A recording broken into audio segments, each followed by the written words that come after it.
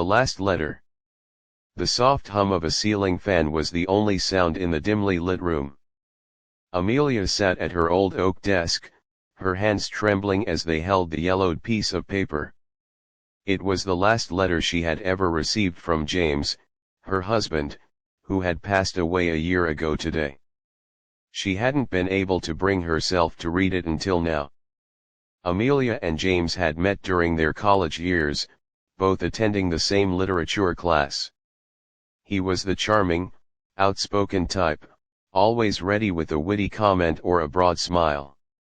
She was more reserved, finding solace in the pages of books rather than in the chatter of social circles.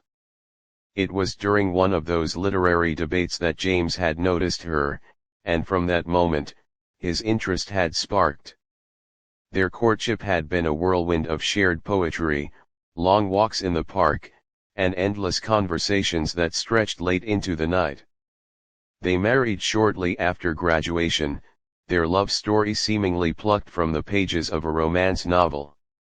For years, their life together was full of joy, but as time passed, the realities and struggles of life began to erode the magic they once shared. James' health had started to decline 5 years ago. What began as occasional forgetfulness soon turned into a more serious condition, eventually diagnosed as early-onset Alzheimer's disease. Amelia watched helplessly as the man she loved slowly slipped away from her, his memories fading like ink on a page left in the sun.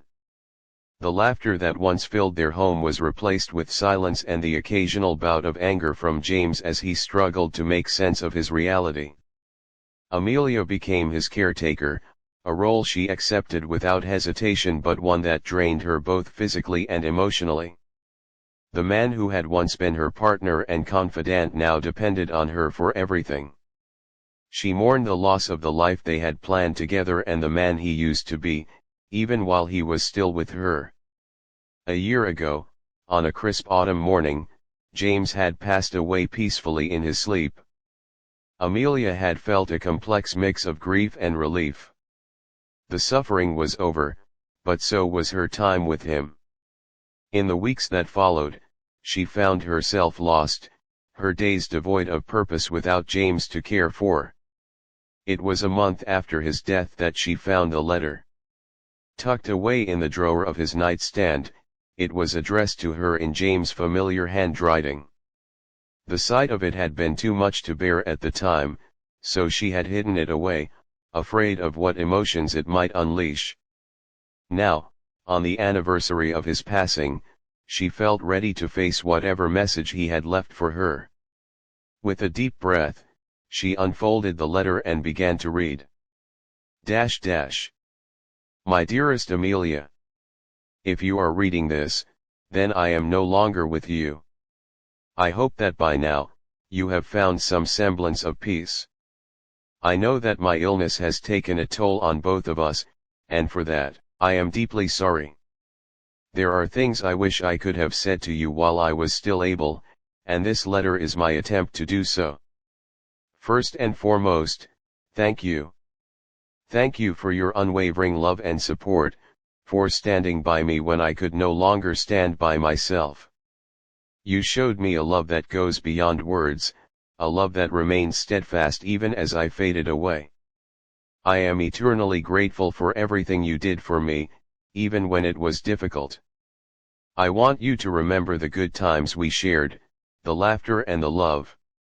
Our life together was a beautiful story, and I cherish every moment we had. Please don't let my illness overshadow the memories of the life we built together. There's something I need you to do for me. Live your life, Amelia. Find happiness again, even if it feels impossible right now. You deserve to experience joy and love, to explore the world and create new memories. I know it won't be easy, but please, for my sake, try. Finally, I want you to know that I loved you with all my heart. Even as my mind betrayed me, my love for you never wavered. You were my anchor, my safe haven, and my greatest love. I hope you carry that love with you always, as I will carry yours with me wherever I am. Yours forever, James. Dash dash. Tears streamed down Amelia's face as she finished reading. The pain of losing James felt as raw as it had a year ago, but there was also a sense of comfort in his words. He had loved her until the end, and even beyond. She clutched the letter to her chest, allowing herself to grieve once more, but also feeling a spark of hope. The days that followed were difficult, but Amelia found strength in James' final request. She began to take small steps toward rebuilding her life, starting with simple things like going for walks in the park or meeting a friend for coffee. Gradually, she started to rediscover the world outside her grief. One sunny afternoon, while browsing through a local bookstore, Amelia stumbled upon a poetry reading. Intrigued, she decided to stay and listen. The poems, filled with raw emotion and beauty, resonated deeply with her. It reminded her of the early days with James, their shared love for literature and the way words could bridge the deepest of emotions. After the reading, Amelia struck up a conversation with the poet, a kind-hearted woman named Claire. They talked about poetry, life, and loss. Claire had also experienced a great loss and had channeled her grief into her writing. Their connection was immediate and profound, and a new friendship began to blossom. As the months turned into a year, Amelia found herself slowly healing. She joined a writing group, rediscovering her own love for words, and even began writing poetry herself. Each poem was a tribute to James, a way to keep his memory alive and to process her emotions. On the second anniversary of James' passing, Amelia visited his grave. She brought with her a small book of poems she had written over the past year, each one inspired by their love and her journey through grief. Kneeling by his headstone, she read aloud a poem she had written just for him. Dash dash. Eternal echo. In the quiet of the morning, when the world is still and new, I feel your presence with me, in everything I do.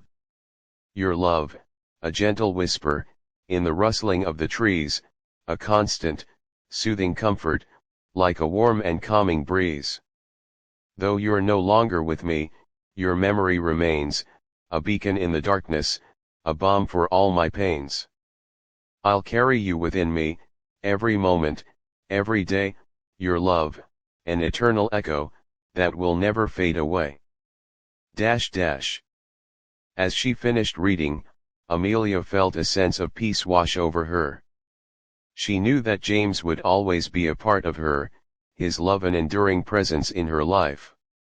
She stood up, placing the small book of poems next to his headstone, a symbol of her love and her promise to live her life to the fullest. Walking away, Amelia felt a lightness in her heart. She knew the road ahead would still have its challenges, but she also knew she had the strength to face them. With James' love as her guide, she would continue to move forward, embracing life and all its beauty. And so, Amelia's journey of healing continued, one step at a time, with the memory of James by her side, forever a part of her story. Dash dash. Epilogue. Years passed, and Amelia's life blossomed in ways she could never have imagined. She published her collection of poems, sharing her journey of love and loss with the world. Her book touched the hearts of many, offering solace to those who had experienced similar pain. Amelia found companionship and love again, though it was different from what she had with James. It was a new chapter, one that she embraced with an open heart, always carrying the memory of James with her. On what would have been their 50th wedding anniversary, Amelia visited the park where she and James had spent so many happy moments.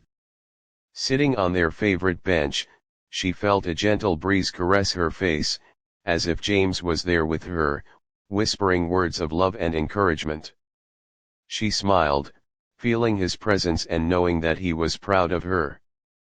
She had honored his final wish, living her life to the fullest, finding joy and love once more. And in doing so, she had discovered that true love never dies, it lives on in the heart, an eternal echo that transcends time and space. Amelia closed her eyes, taking a deep breath, and whispered, "Thank you, James, for everything." And with that, she continued to live, her heart full of love and memories, ready to embrace whatever the future held.